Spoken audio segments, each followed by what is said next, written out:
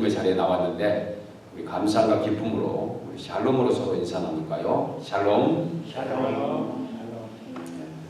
귀한 자리에 나왔습니다. 샬롬.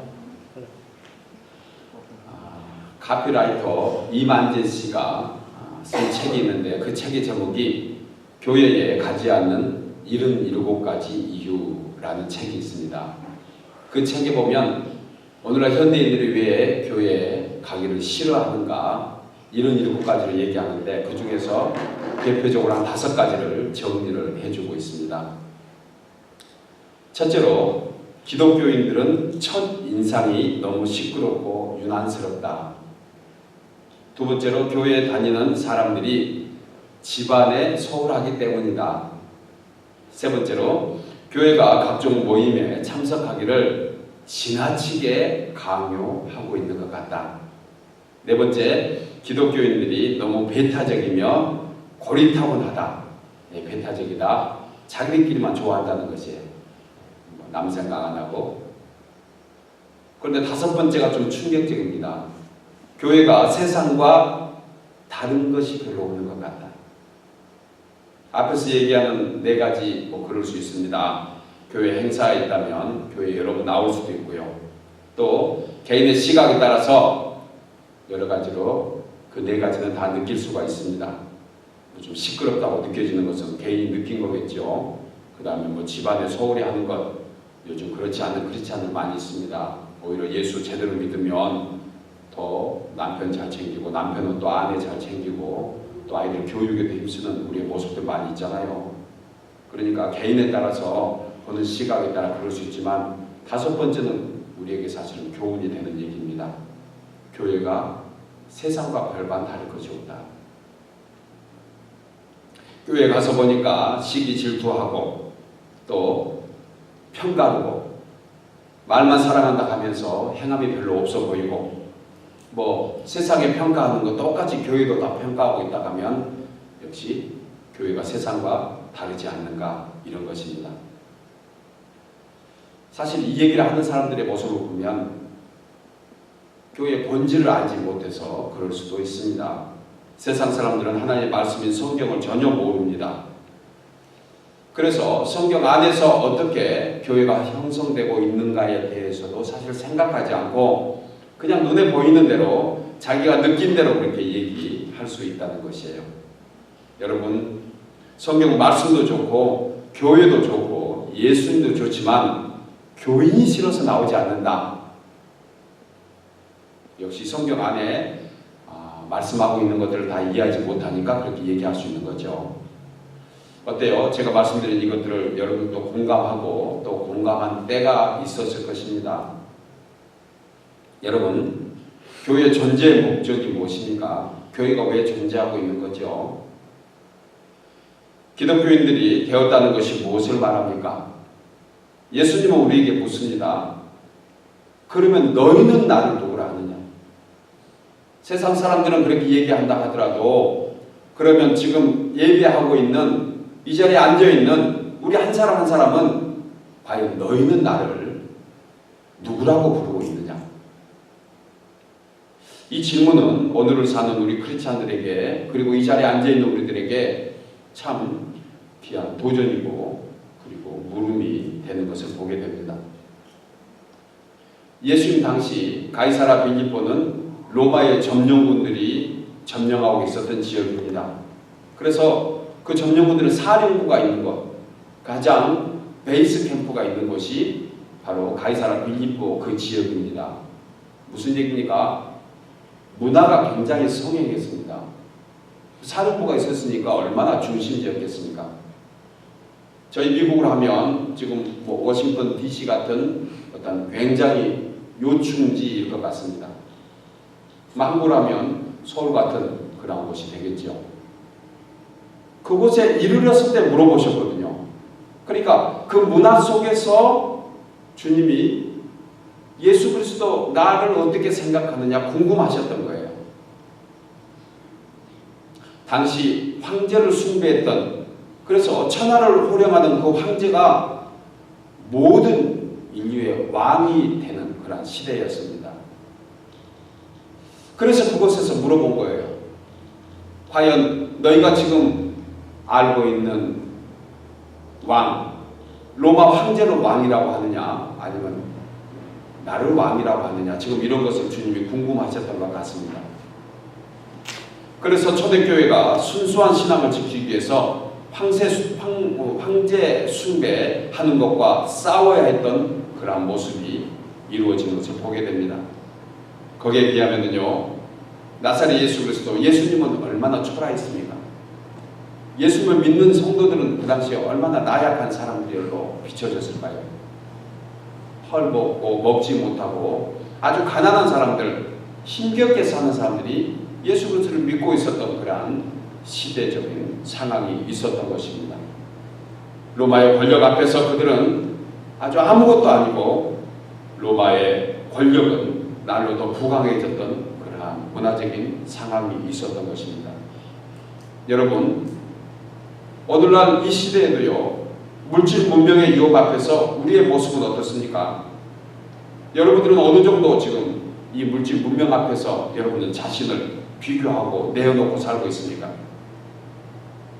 예수님 장시도 물질 문명 앞에서 예수님이 나를 누구라 하느냐 물어보셨다고 하면, 이 시간 우리는 이 첨단 기술 앞에서, 그리고 물질 문명과 명예를 앞세우고 권력을 앞세우는, 지금은 로마의 황제 같은 왕은 우리 눈에 보이지 않지만 우리를 둘러싸고 있는 수없는 왕들이 있는 이 시대에 과연 예수님은 나에게 어떤 분이신가, 우리가 다시 한번 우리 스스로 물어봐야 될 때가 아닌가 생각할 수가 있습니다.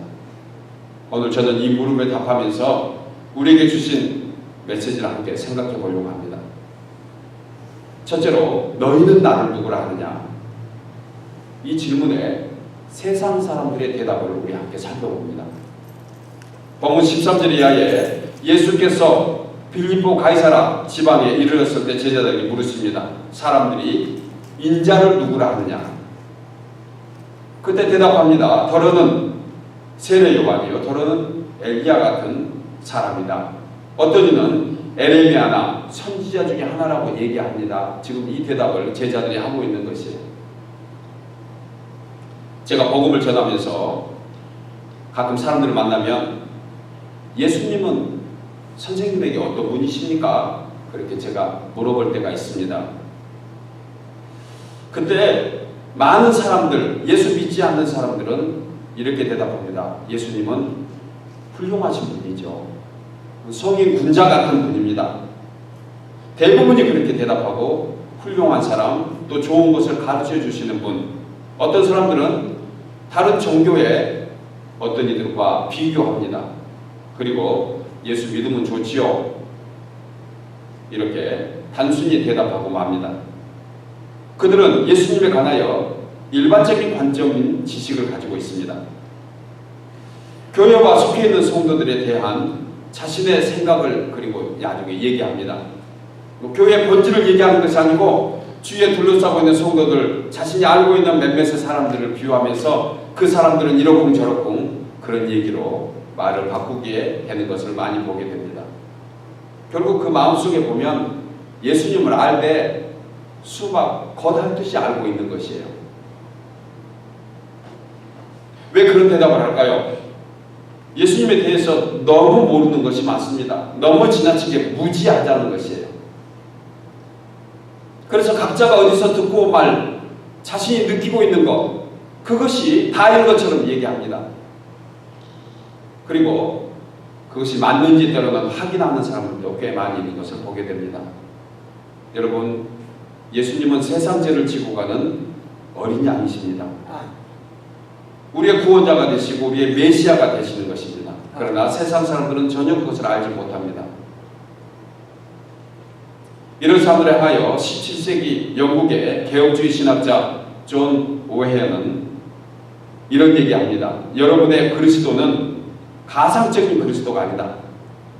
그런 가상적인 그리스도로서 여러분이 만족한다면 여러분의 구원도 미안하지만 가상에 불과할 것이다.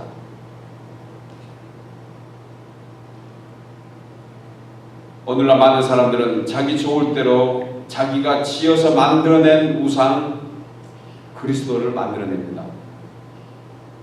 예수 그리스도를 바르게 알지 못하는 이유라는 것이에요. 성도된 우리는 예수 그리스도를 아는 지식에 충만해야 합니다. 그래서 빌립보서 3장 8절에 바울은 그렇게 얘기합니다. 모든 것을 해로 여김은 내 주 그리스도 예수를 아는 지식이 가장 고상함을 인함이라.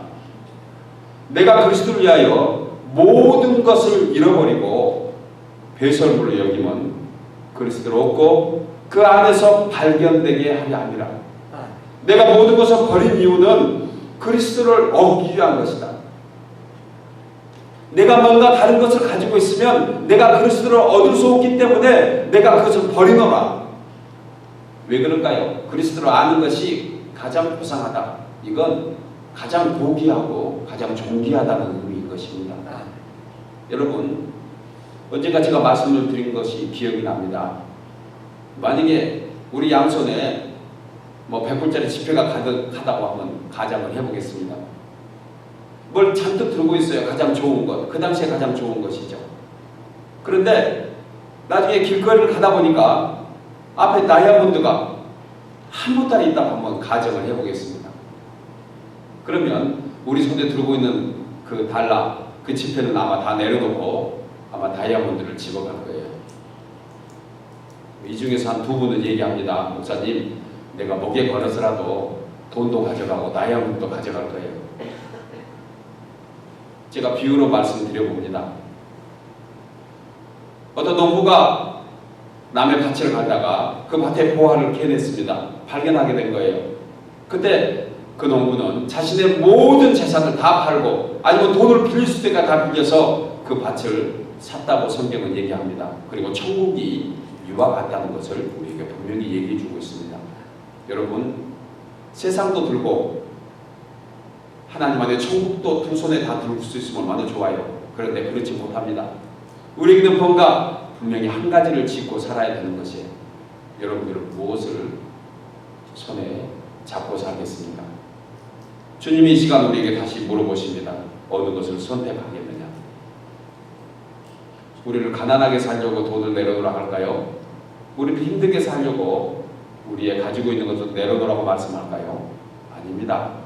그보다 더 소중한 것이 있음을 우리에게 알게 하려고 주께서 이 시간 우리에게 말씀하신 줄 믿으시기 바랍니다. 여러분, 예수님을 소유하기 위해서 바른 지식이 필요합니다. 다시 말씀드리면 그리스도교, 예수를 믿는 종교는 여러분 소유하는 것이 아니고 예수 그리스도를 소유하는 것입니다. 참으로 거듭난 성도들은 예수님을 아는 지식에 가득 차야 합니다. 예수님이 누구인가를 분명히 알아야지만이 우리가 신앙생활을 하는데 바른 길을 갈 수 있다는 것을 우리가 생각해야 합니다.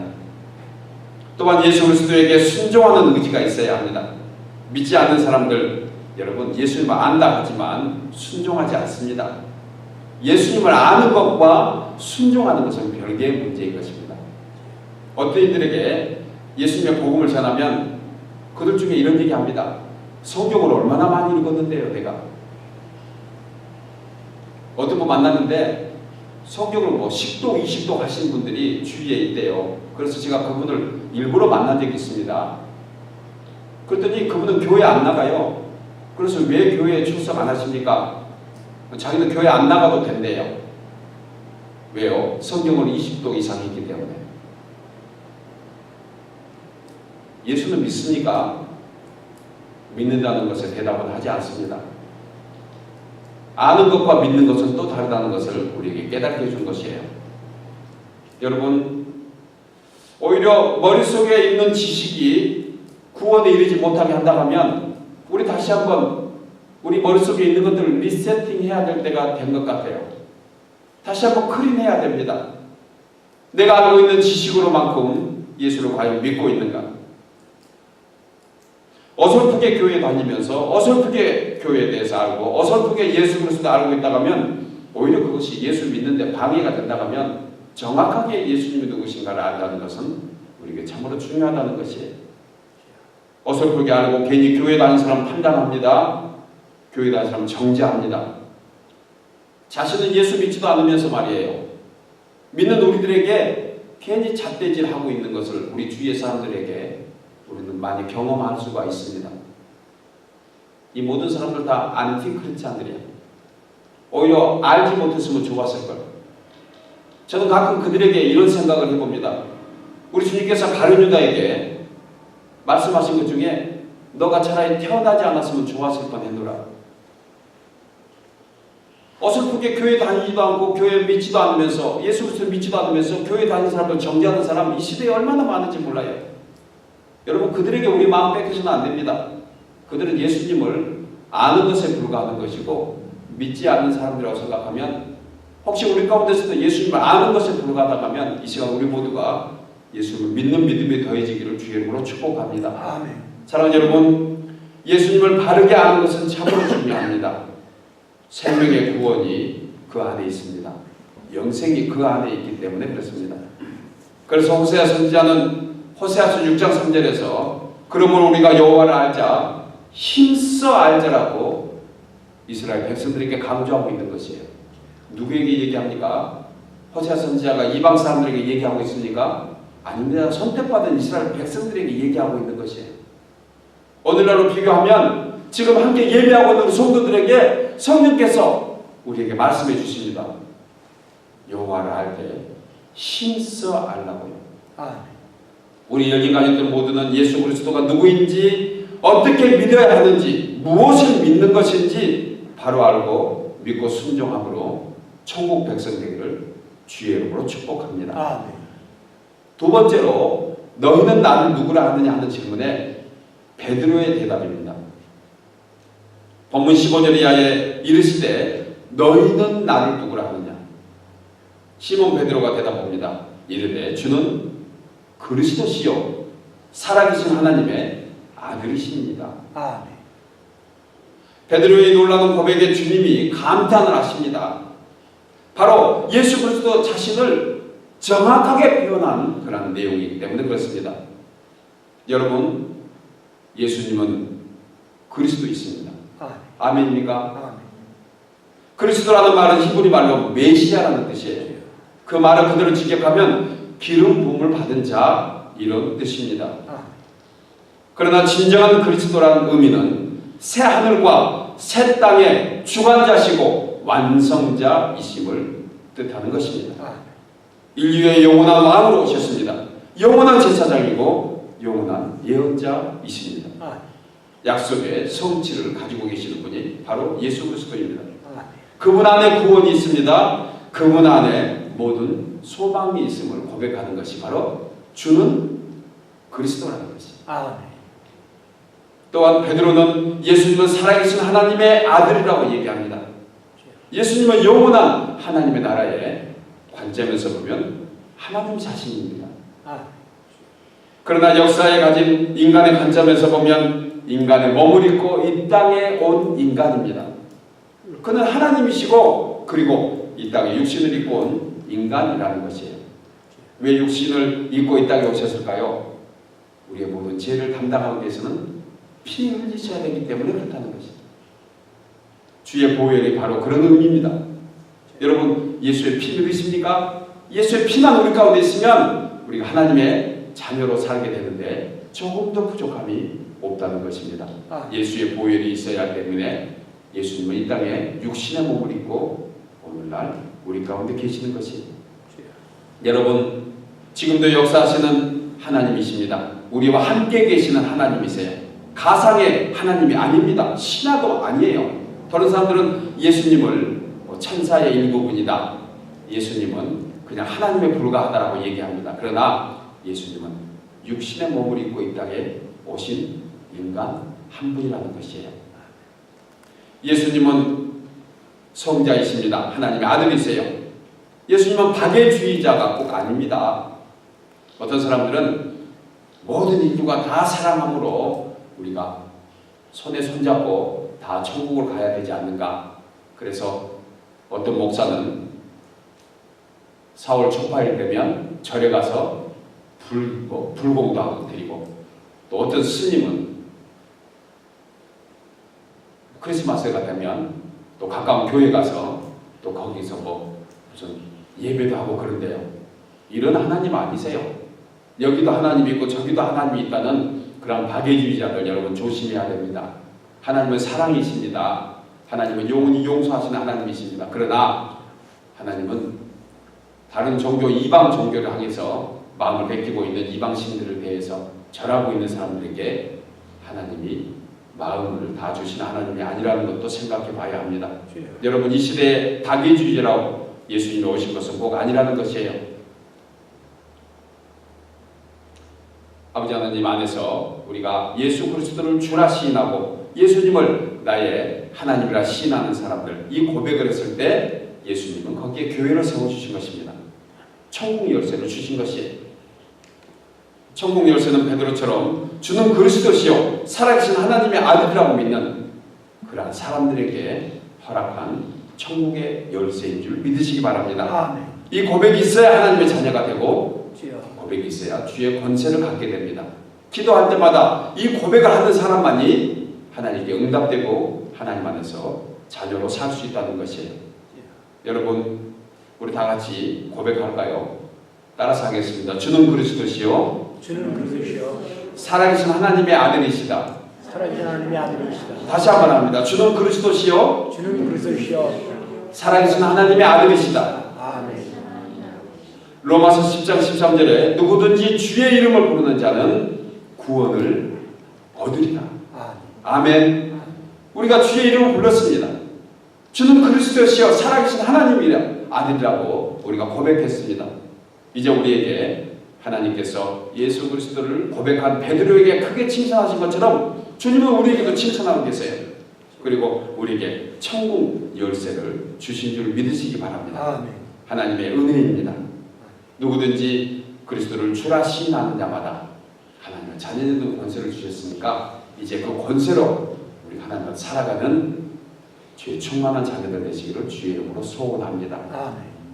마지막 세 번째로 이 땅의 교회는 주는 그리스도시요 살아계신 하나님의 아들이라고 시인하는 신앙 공동체가 바로 이 땅의 교회입니다. 아멘.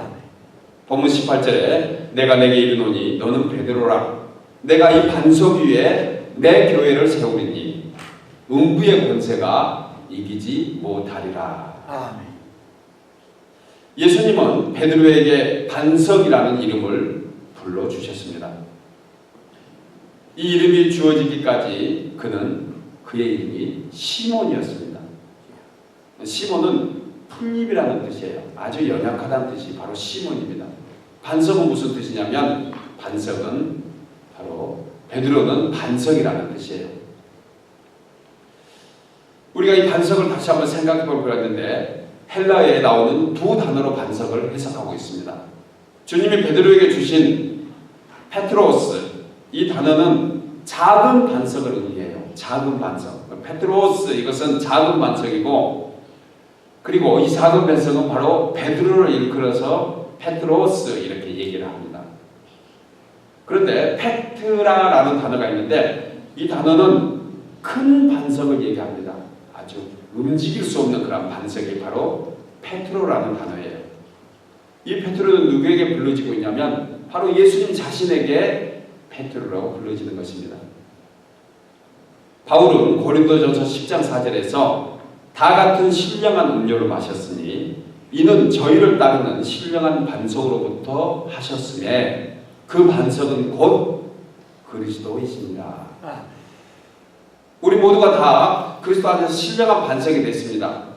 그러나 우리에게는 작은 반석 페트로스라는 그런 이름을 주시고 그 반석에 모체되는 예수님은 자기 자신을 페트라라고 말씀하신 것을 바울이 설명하고 있는 것이에요.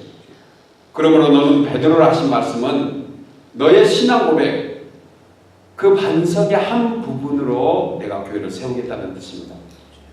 예수님이 반석 위에 내 교회를 세우겠다 하신 것은 바로 베드로의 신앙 고백인데 그 베드로를 일컬어서 작은 반석이라 이렇게 해석을 하고 있는 것이에요. 오늘날 어떤 다른 종교 집단에서는 꼭 베드로가 교회를 세운 것처럼 가장에서 소개하고 있습니다. 베드로가 교회를 세웠나요? 베드로는 도구로 쓰임받은 것뿐이고 베드로를 통해서 교회를 세우신 분은 바로 예수 그리스도인 줄 믿으시기 바랍니다. 아멘. 주님이 베드로에게 천국 열쇠를 주셨는데 그 천국 열쇠는 바로 구원의 열쇠, 생명의 열쇠를 맡겨주셨습니다. 이는 베드로를 통해서 세계 열방을 향하여 복음이 전해지는 그런 열쇠를 주셨다는 것이에요. 베드로의 신앙 고백 위에 세워진 교회, 그게 바로 구원의 교회가 되는 것입니다. 아멘. 우리가 그리스도와 한 몸을 이루어야 그리스도와 연합하여 구원을 이루게 되는 것입니다. 사랑하는 여러분, 우리에게도 천국 열쇠를 주셨습니다. 믿으십니까? 아멘. 우리 각자에게 천국 열쇠를 주셨는데 이제 그 천국 열쇠를 가지고 땅에서 매여 있는 것을 풀라고 말씀하십니다. 아멘. 때는 우리 성도 가운데 내가 예수 믿는데 나의 삶이 여유지 못하고 내가 예수 믿는데 마음의 평안과 구원의 확신이 없다. 왜 그럴까요? 내가 열쇠는 가지고 있지만 그 열쇠로 나의 삶을 풀지 못하고 있는 것이에요. 내가 땅에서 그 열쇠로 내 삶을 묶고 있으니까 어떻게 하늘에서 풀리겠느냐? 여러분, 우선순위로 분명히 얘기해주고 있습니다. 내가 땅에서 풀면 하늘에서도 풀 것이고 만약에 너가 그 열쇠를 가지고 땅에서 메고 있으면 하늘에서도 맬 수밖에 없다는 것을 우리에게 분명히 얘기해 줍니다. 사랑하는 여러분, 우리가 분명히 오늘 천국 열쇠가 있다는 것을 말씀을 통해서 우리가 확신을 가지고 돌아간 사람들입니다. 이제 한 주간의 삶 속에서 나에게 주신 그 천국 열쇠, 우리 모두가 하나님 안에서 정말 복되고 귀한 하나님의 사람으로 풀려지는, 그래서 삶의 윤택함을 있는 여러분 모두 되시기를 주의 이름으로 축복합니다. 아멘. 이제 말씀을 맺겠습니다. 20세기 미국의 선지자로 불린 에이든 윌슨 토저 목사님이 계십니다. 목사님께서 이런 얘기를 하신 적이 있어요. 이 육신은 영혼이 한번 떠나면 다시는 생명이 없다. 우리의 육신은 영혼이 떠나면 생명이 없잖아요. 다만 썩어서 흙으로 돌아갈 뿐이다. 이 육신과 영혼과의 관계가 곧 나와 그리스도와의 관계다. 영혼이 떠나면 육신이 썩어서 아무것도 아닌 것처럼 그리스도가 내 안에 없다 하면 나에게 생명이 없는 것이다. 이 말씀을 어떤 분이 깨닫고 옆에서 예수 믿지 않는 남편이 옆에 자고 있으니까 그 집사님의 표현이 죽은 사람이 자는 것 같아요. 이 말씀도 오해 없으시기를 바랍니다. 우리는 분명히 살아있습니다. 그러나 그가 영적으로 깨닫고 나서 그런 표현을 했다는 것을 제가 들으면서 그렇게 표현하는 것도 과연 틀린 것은 아니다라는 생각이 들었던 그런 기억이 납니다. 여러분, 예수 믿지 않으면요 살아있는 것 같지만 산 것이 아닙니다. 예수 믿는 사람만이 우리 안에 생명이 있다는 것을 우리가 알게 되는 것이에요. 나와 그리스도와의 관계는 불가분의 관계입니다. 넓게 보면 그리스도와 교회의 관계가 바로 불가분의 관계입니다. 우리가 교회를 사랑하는 이유가 무엇입니까? 교회를 사랑하는 것은 바로 예수님 사랑하는 것이에요. 여러분, 한 주간 교회를 위해서 얼마나 기도하고 계십니까? 교회를 얼마나 생각하고 있습니까? 교회를 생각하는 것이 바로 예수 그리스도를 생각하고 있다는 걸 생각하면 하나님 안에서 교회 사랑하는 것이 예수님 사랑하는 것과 똑같은 것이에요. 여러분, 세계 어느 나라를 막론하고 그리스도의 참 생명이 역사하는 곳에는 신령한 교회가 세워지고 있습니다. 그리스도는 교회의 중심이시고 기초이고 터전입니다. 그런데 이 완전 무결한 교회가 오늘날 얼마나 조롱과 비방거리를 우리가 받고 있습니까? 그 안에 속해 있는 성도들이 예수 그리스도를 따르지 못해서 그렇습니다. 순종하지 못해서 그래요. 내가 예수님 따르지 못하면 내가 교회의 대표가 되기 때문에 예수님이 대신에 비방을 듣게 된다는 것을 생각하게 합니다. 지금 우리의 마음은 어떻습니까? 하나님의 일보다 사람의 일에 우선시하고 있다고 생각하면 우리 다시 한번 너는 나를 누구라 하느냐 그 질문에 답할 준비가 되어 있어야 합니다. 하나님의 뜻보다 오히려 내 뜻을 앞세우고 애쓰고 있다 하면 너희는 나를 누구라 하느냐 묻는 한 주님의 질문에 우리가 답할 줄 알아야 합니다. 주님의 뜻대로 살기로 했네, 주님의 뜻대로 살기로 했네, 우리가 고백하면서 하나님의 나라를 위해서 우리가 주는 그리스도라고 고백하지 못한다 하면 우리는 과연 십자가를 지고 있는 사람들인가 생각해 봐야 한다는 것이에요. 사랑하는 여러분, 이제 더 이상 입술로 고백하는 성도가 아니고 마음의 중심에서 우러나는 성도, 정말 진실된 고백으로 주는 그리스도시요 살아계신 하나님의 아들이라고 고백하는, 그래서 주 안에서 정말 천국 열쇠를 가진 하나님의 복된 사람들의 삶이 되는 우리 모두 되기를 주의 이름으로 축복합니다. 아멘. 기도하겠습니다.